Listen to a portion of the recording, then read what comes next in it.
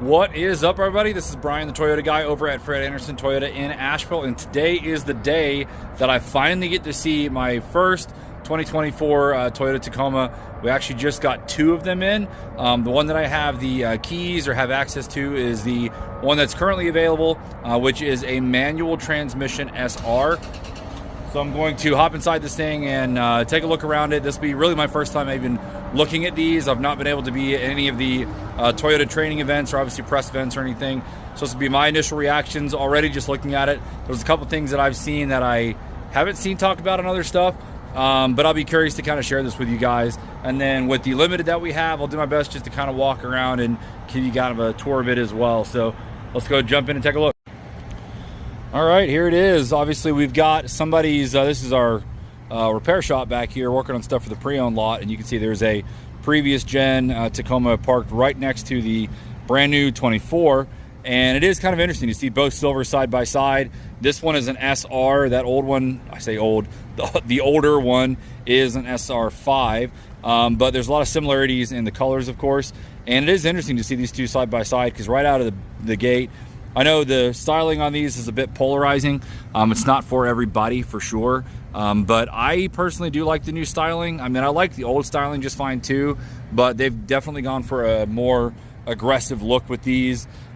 Specifically, what is nice is with this being an SR, you do still have some fender flare in. Now, this is actual sheet metal in the fender flare. I'd have to see an off-road to see if it has, I'm guessing, the black plastic ring over that. Versus like you can see with the older SR5s, you would actually have this plastic fender guard, which is painted in this case, and the off-roads would be unpainted plastic. So I haven't yet paid attention. I think the new off-road does have the black here, so it's probably just like an overlay, like some molding. But it is nice because typically with the SRs in the past, you didn't have that fender line. You didn't have this bulge here at all. It was just basically flat. Still a good looking truck, but it just didn't have the same looks as these new ones. Again, SR, man, it's crazy. I'm seeing a lot more stuff on here than what I've ever seen on the SRs in the past. So one of the right off the bat things, which I did not know, is you actually have parking sensors here. And if they're on the front, then I'm assuming they're on the rear. Here's everybody's favorite massive chin spoiler, which I will say looks a bit ridiculous. I mean, especially if you look at the two here side by side. You can see the chin spoiler on this new one is significantly larger than the old one. But I've seen, if any of you guys have watched the TFL off-road or TFL truck videos, they point out that it's basically 10 millimeter bolts that go the whole way around this front bumper. It's probably on the inside here. Yeah, you can see them right there, some screws. And apparently I think it's like 10 or 8, something like that, go across the front. Nothing too crazy. Apparently in about 5 minutes you can pull that off and have no chin spoiler. And I think they did a MPG test with it on or off, and I think it only made a difference of like half an MPG or something like that. So it does make a difference. It's just a marginal difference. So you get that opportunity to remove it if you want to obviously gain some ground clearance, get better looks. And some of the other models don't have it, but on the SRs, I think SR5s, they do. Interesting note as well is a functional air vent. I have no clue if that has any actual function to it for airflow, like aerodynamics, or for brake cooling or anything like that.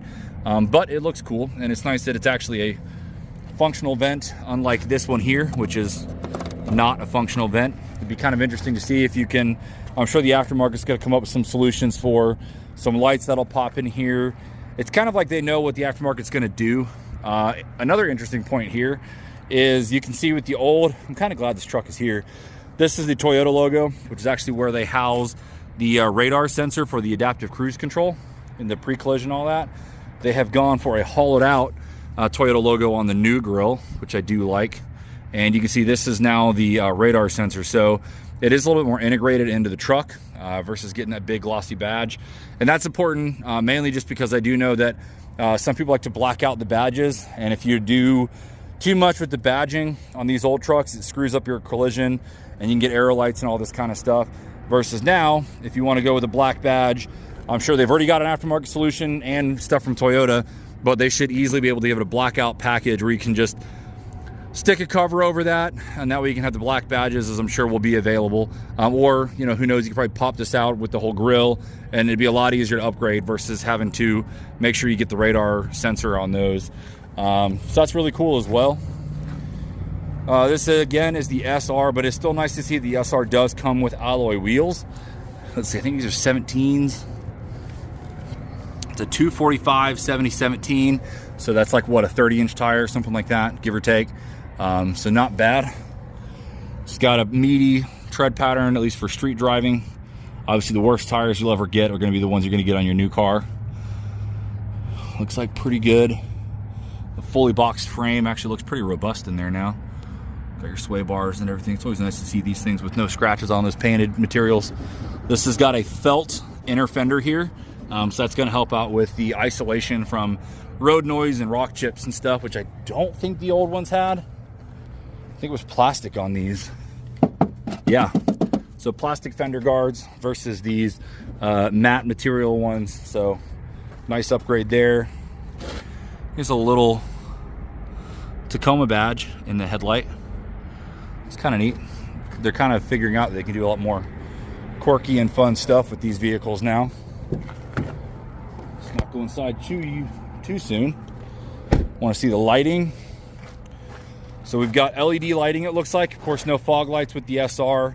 Fog lights, like on the Pros and stuff, are going to be in the bumper here, which is a copy straight off of the TRD Pro Tundra. But it looks like nice LED lighting there.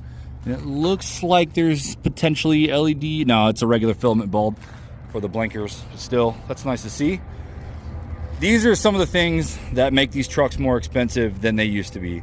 I know everybody's talking about the price point on these trucks, and I'm not happy with it either, but honestly, it's going to be one or the other. You're going to hear people complaining about the fact that Tacoma is outdated and has no tech, or Toyota's going to give you the performance and the tech that you're looking for, and that's going to come at a price, and that's what they've decided to do. So I'm okay with it because I get it. We need to make this Tacoma more modern, and honestly, everything is just more expensive. You can't really avoid it. This is always an interesting detail that I've liked with this new design.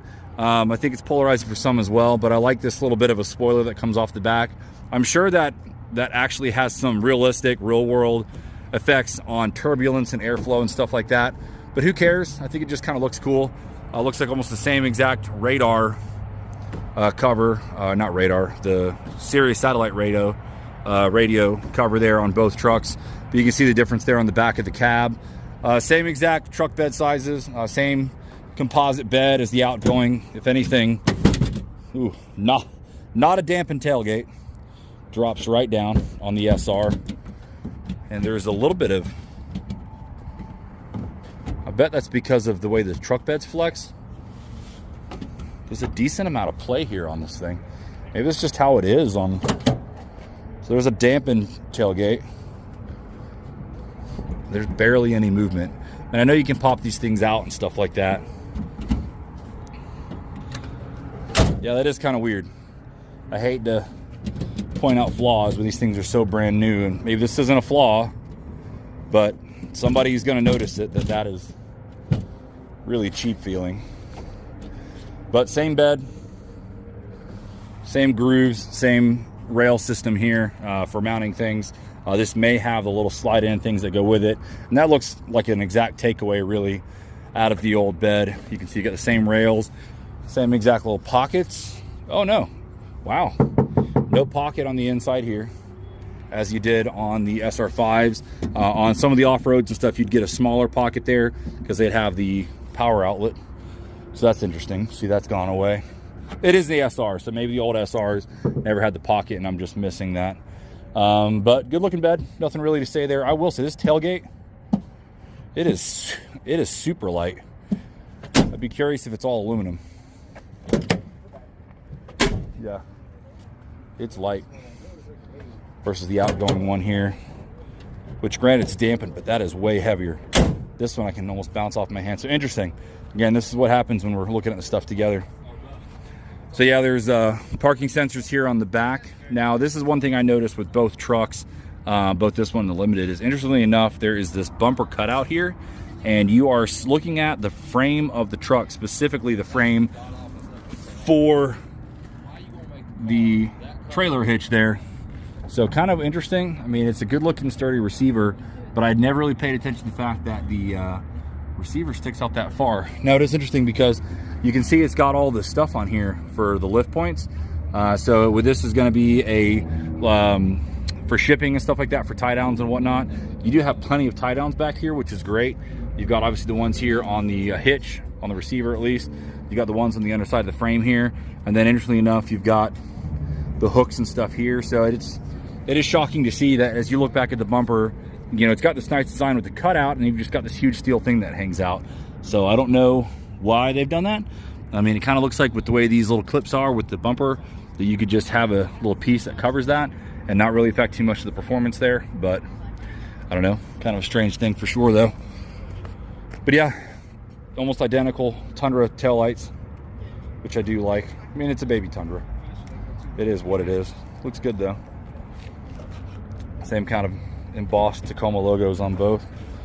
I forget offhand if they're going to do the button here on the lights on the higher trim models. Actually, they do. I can see on the Limited over here. You can see it right over there.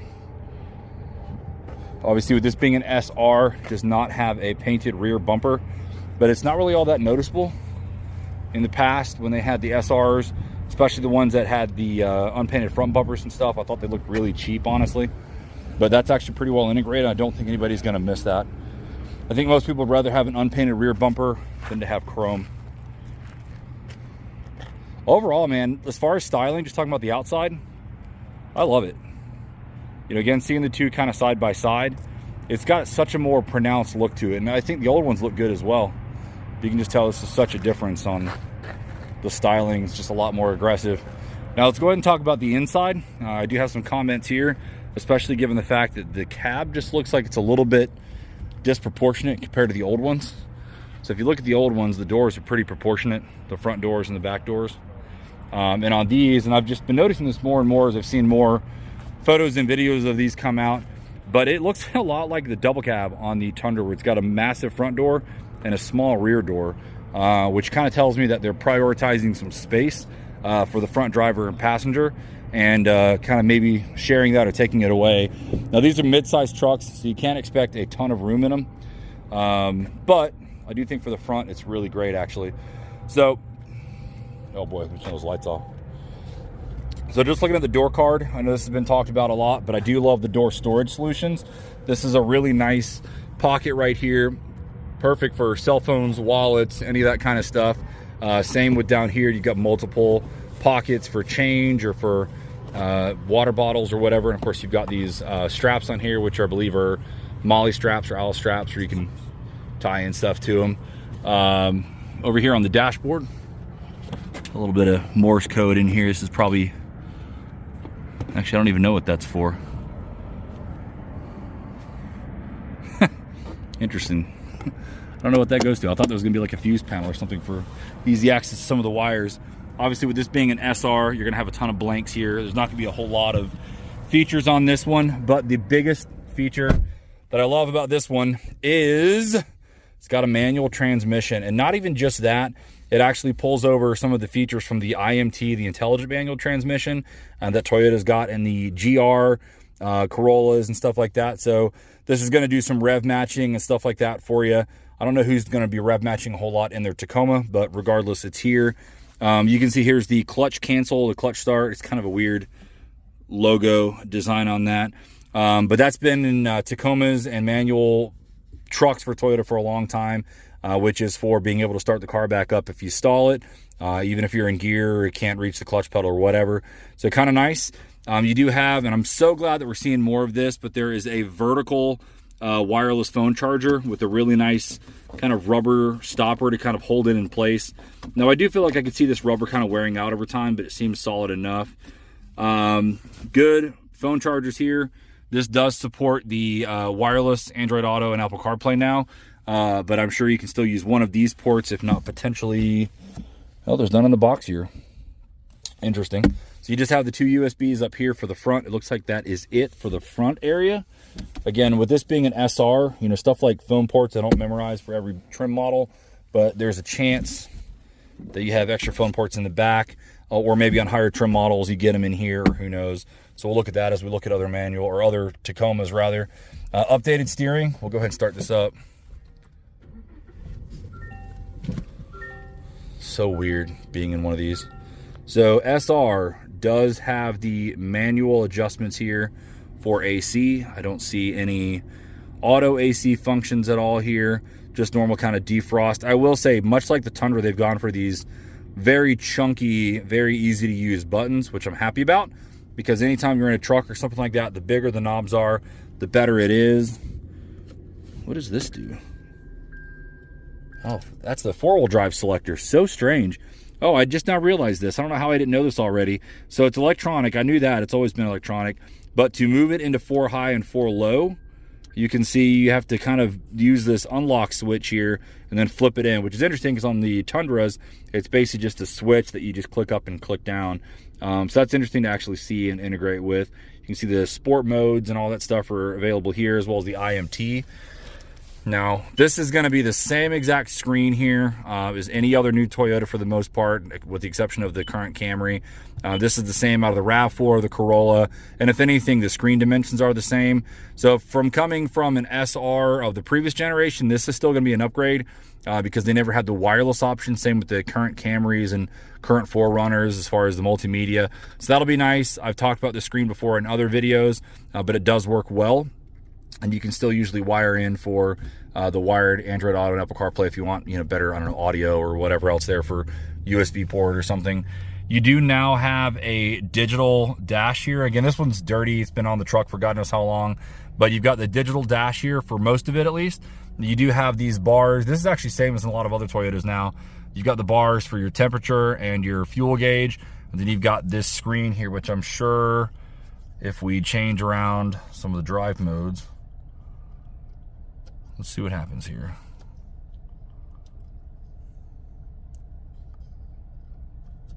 Interesting. I thought there'd be a little bit more. I guess there's some slight changes. It's hard to tell in camera, especially with the LEDs flashing. But in normal, you can see Sport does make some red around the center here. And then you've got your Eco mode, which is going to make a little bit green. So not a huge difference in what you're looking at here. But I imagine if we play around with the steering wheel here, there's got to be some differences on this because there typically have been. Let's just try this out and see. So yeah, okay, interesting. So there's your, it's got like a trailer, maybe like a sway control or blind spot monitoring system here. There's music, there's compass, fuel economy, and these are pretty typical menus for what you've seen in a lot of other Toyotas. You can see different adaptive cruise. Let's see what else we got. Interesting, battery meter, and I'm guessing that's oil pressure. Low and high, oil temperature, which is nice, turbo gauge. Of course, we're not really going to make much boost when we're at idle, but that's cool to see. Drive info, so a decent amount of information here, actually, especially with having a turbo. There's some new things. Of course, your different drive modes there, and I would imagine, let's just go into it, actually. If you guys are with me at this point, we're in it. Let's go and see if there's a display settings. Vehicle settings, meter settings. So let's go into this. Meter style. Oh boy. So right now we're in the tough mode. Let's see what sporty mode looks like. All right, I don't hate that really. Sporty mode kind of looks good. It's a lot more color. It's a lot more vibrant. Meter style. Let's go to casual now.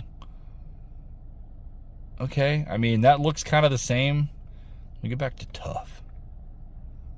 Yeah, I mean, I guess they're going for that same kind of design on that as they are here on the dials, where it kind of looks like a open-ended, or like a box wrench, a closed-off box wrench. But now let's go down to here. I saw dial type, tachometer, speedometer. I don't know what that does actually. I mean, now it looks like we've changed dial type. I wonder where the. Oh, okay, I see it. So that's the tachometer. Okay, now we just have on digital speed. All right, so that is kind of cool. I never paid attention that the outer ring was the tachometer. I wonder what dial mode off does. All right, so if you just want a nice clean look, you can go to that. I don't hate it. Let's go to speedometer and see what the sporty looks like. Yeah. It does look better on the tachometer. Yeah, that's way better. That's crazy. Only a 5,200 or 5,400 red line. I'm curious if that's one of those things that as this thing warms up, that gets more, because I don't know the red line of this, but it is a truck, so maybe they've just kind of done that to keep it reliable and maybe change some of the torque bands. So very interesting to see there. So I'm glad I got a chance to play around with that. But as far as anything else up here in the dashboard or the front area, you can see that there is a really nice sturdy grab handle. It also kind of separates you from the passenger just a little bit. You got different hooks for hanging bags. You've got more of the straps on there.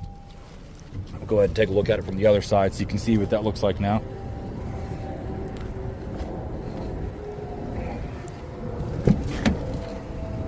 Should point out on this, by the way, you've got a manual seat for both driver and passenger naturally. And power seats have been a discussion point on Tacomas for a long time. You can see this one's got the all-weather mats down. It does have light-colored letters in it, which is nice. Again, cloth seats. I do think these seats are a lot more comfortable than the outgoing ones. You can see the straps here that I was talking about, plus that hook for hanging a backpack or a lunchbox or whatever. You've got good storage up here, and hey, look, there's an extra USB, so I'm glad we found that. That's a great spot too, because not only can you use it here if you want to set a phone or something, but if you do have like a GoPro or maybe a dash camera or something, you can just run the cable, or if you want to stick a GoPro or something here on the dashboard, not have a bunch of cables going everywhere. I love when they've got creative positions on those USBs. Nice deep glove box. It's real solid. Of course, we've got all the owner's manuals, and we've got all these. Wow, look at that digital key. I've never seen this. I wonder if this is a remote or just, I don't know. That's weird. I've never seen that, but I wonder if they're doing this on all the Tacomas and I've just not noticed that. That is so weird, because there's an insert. I have to play with this in a minute. Maybe that's how this thing is starting. There's your phone cables, which we're pretty heavy on. There's the stuff for the hitch, which is nice to have. Same pockets over here in the doors. So now let's talk about space. So right now I have this seat all the way back, and I pretty much have the driver's seat all the way back as well. This is kind of what I was talking about with the changes in the cab and the doors. This door is significantly bigger. I feel like, at least, I don't have a measuring tape right now, but it feels overall significantly bigger than the outgoing one. And I think the reason why that is because up front for two people, there is a crap load more room up here than I am ever used to having in a Tacoma. Again, that's with this seat all the way back. It's got really good, I mean, honestly, I kind of like having this little separation here. It gives you a nice place to kind of lean up your legs if you like to kind of just rest them on something. But the pedal box here feels great. There's plenty of room for my, big awkward feet. Plenty of leg room. The headroom in the front seat is great. But if you do have that seat all the way back, there is a penance you pay for that. And that is this laughable back seat space. So you can really see right now with that seat all the way back, and I did not lean this back at all. It's pretty much in a standard position. There's no room. There's no way any human being is fitting in there. I mean, you can see there's hardly any room for your feet, much less for your legs. So even somebody that's smaller isn't going to be able to fit back there. But to be fair, that is with that seat all the way back. So now if I kind of adjust this up to a point that's still comfortable for me, maybe not as luxurious, I can probably get around just fine with being at this level. I'll even go just a little bit smidge back. So that's pretty good right there. That's a pretty good comfortable level. I could definitely road trip with that amount of space. Now let's see what that does for the legroom on the back. And that puts it pretty much right in line with what I'm used to seeing with the old Tacomas. So you're certainly not gaining any rear space. If you're hoping that with this new Tacoma there was going to be more room in the back than previous models, there certainly isn't. If anything, you've got to be delicate with the space because there might be less of it. Now, because they've gone with the different design here on these seats, you do have a lot more under seat storage. Before, you just had these little boxes that were way smaller. This has got a nice carpet lined deal. Now, this is straight out of the Tundra because, of course, this is going to be the location for the hybrid battery as that version of the Tacoma comes out. What is nice though is as it currently sits, there's tons of room under here for keeping stuff. It's just nice wide open space. So again, I'm sure there's going to be aftermarket solutions for how to put pockets and things like that. And again, maybe on other models of the Tacoma they will have some dividers in there. But it is important to note that This seat here, same as the Tundra, is supported by this frame here. So if you're looking at trying to get some under seat space or something like that, these have to be here, or you have to have some sort of a frame in its place. There you go. Otherwise, that seat is not going to have anything to sit on. Now, there is no clips here. So, I mean, technically, if you're the fabricating type, as long as there's not anything too crazy underneath of here, you know, if you're wanting to build your own rig or something like that, it might not be that hard to figure out an alternative solution if you wanted to have more open foot space. But at least from Toyota, on both this one and the Tundra, you're definitely not gaining anything here. I have not played yet with the back seats. Let's see what that does. Okay, so same as before, you do have to do some finagling with the headrest, which I'm not going to do right this second. But you do have about the same amount of space back behind here as you did. If anything, it does look like it's a little bit more open all the way across. Before it was just two little pockets. This does look like it's a bit more spacious. If you want to cram some stuff back here, I think you could. You do have a latch here, as you can see, and here. You got good, easy access to car seat latches. Not that many car seats are going to fit well back here. Let's see what it looks like when you fold down the other seat.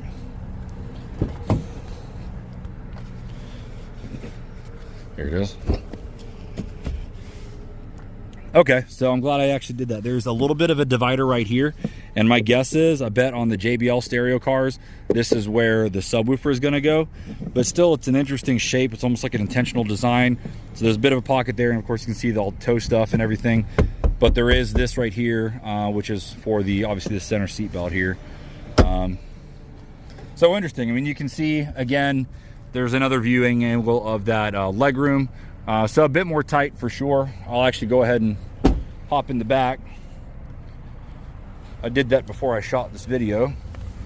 So if I get back here where I am in the front seat, it is not great, but neither was the outgoing Tacoma. So you're not, again, gaining any points here. And this is also why I do not recommend Tacomas for parents that have kids. Unless you're a single parent and you never have somebody in the front seat, then sure, go for it. But yeah, really, really terrible space back here, but that's just unfortunately how this goes in the mid-range sector. But I mean, I can do it. So if it's like 4 guys on a job site that need to go run and grab some food or whatever, it's doable. It's just not enjoyable. No rear window here that opens. There's a fixed piece of glass in the SRs.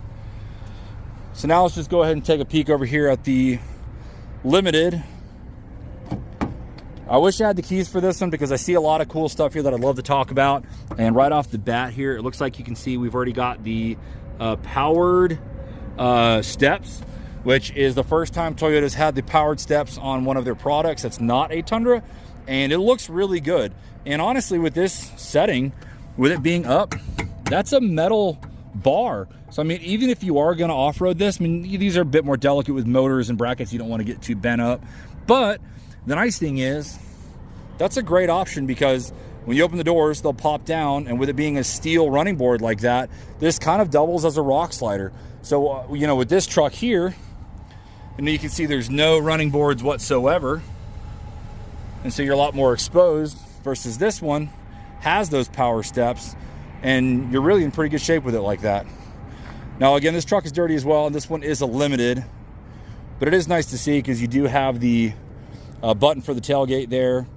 This one also has these chrome inlays, which, you know, not for me, not for everybody, but some people will love it. Interestingly enough, I'm not sure if this is a Limited thing, but you've got a really huge, honestly polished tailpipe. Actually, really both of these trucks have massive exhaust pipes coming off the rear muffler, but tons of that. And again, this is a Limited truck, and this is exactly what I'm talking about with the exposed frame here. So you still have that on both trucks, even a Limited. Now this one does have this bed step here, which is nice. I'd have to see if it's a manual one, as I would expect, but it could be powered, but most of those are manual. This one actually is nice to see because this does have plastic fenders, and it actually is a bit of a different shape. So if we look over here, you can see that the fenders here, while they are flared, it's a bit more of a harsh, pronounced angle between the two, which does look good. And on this one that does have these plastic fender covers like I expected, it kind of covers that more, and it kind of flushes things out a little bit, and it's not as aggressive. It kind of smooths the body lines out. Limited's got the chrome grille and the chrome accents here. We do have the fog lights built into the bumper that we didn't have in the SR. It's an interesting chrome. It's a little dirty. It's not a super high polish, high chrome, but it's chrome. You're either gonna love it or you're gonna hate it. This one you can see has got 360 camera, which these cameras on these newer trucks are way better than the ones prior. Looks good. Wheels here, probably the same size really, maybe a smidge bigger. 265, 65, 18, so it is bigger. Wheels are 1 inch bigger, tires are 1 size up. You can see all the interesting little bits in the engine there. Let's see what we got here in the bed. So the bed is a little different. We do have a, so we do have some power ports here, and interestingly enough, there's a 12 volt like bullet style plug, and then you've got, it looks like USB-C and maybe USB-A, 2 USB-Cs, but no home style. Oh wait, hold on. Over here, there is a regular 120 or 110 or 120 volt. You do have the pocket, so it is nice to see that on the Limited, you do keep the pocket like you used to have. You do still have the 120, and you now gain this extra panel for the extra power ports for tailgating and whatever else. That is cool to see. We can see we do have a heated or defrosting rear window now, which I don't see on the other trucks. You've got the heating elements that go through it, as well as the sliding part. Looks like you've got 2 cameras up here. I'm guessing that is because we probably have, yes we do, we've got the digital rear view mirror. So you can kind of see, and again, I wish I had this truck to open up, and I might be able to. This truck is sold, so I'm sure somebody already has the keys, but really, really nice interior. You've got the, naturally, you've got the fake wood trim on the dashboard, which looks really well integrated, to be honest with you. Leather interior with the gray color. You've got the bigger screen here, which fills out the dashboard nicely. I can see a lot more buttons behind the shifter there.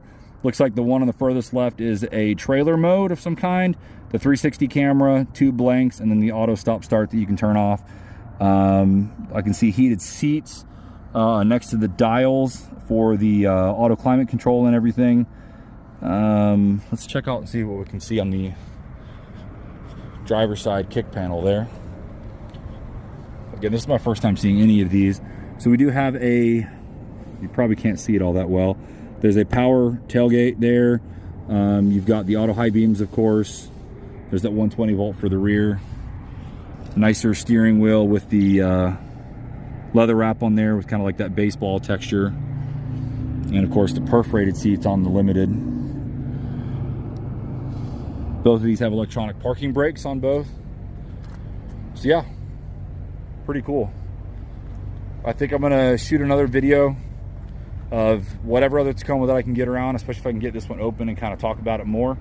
But in the meantime, I'll go ahead and end this video since we've gone a little long, and I think I'll make one other video a little shorter, just kind of giving a brief overview of the Tacoma SR and maybe a quick little drive around the parking lot. So if you want to see more about these Tacomas or any other new Tacomas or Toyotas coming down the pipeline, hit that subscribe button and I'll be happy to share it with you as soon as I can. Thanks.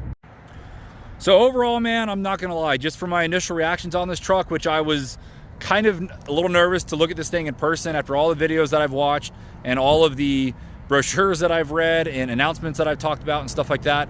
But overall, I'm really happy with this truck. Now, do I wish this truck in a base model form wasn't $40,000 for a manual? Of course not. I wish that we had the pricing of the outgoing 23s. However, when you've got, you know, parking sensors and turbochargers and electronic this and, you know, all this extra crap that's on here that everybody wants to have in a new car, that's what's going to happen, not to mention inflation, all this other stuff. So I will say I'm really happy to spend some time with this today. This one is available for sale currently. This is, again, our first 2 that are here today, but definitely our first manual. So if you're wanting this truck and you're catching this video soon enough, reach out and give me a call and let me know. I'd love to put it home in your driveway. But as always, thanks so much for watching and have a great day.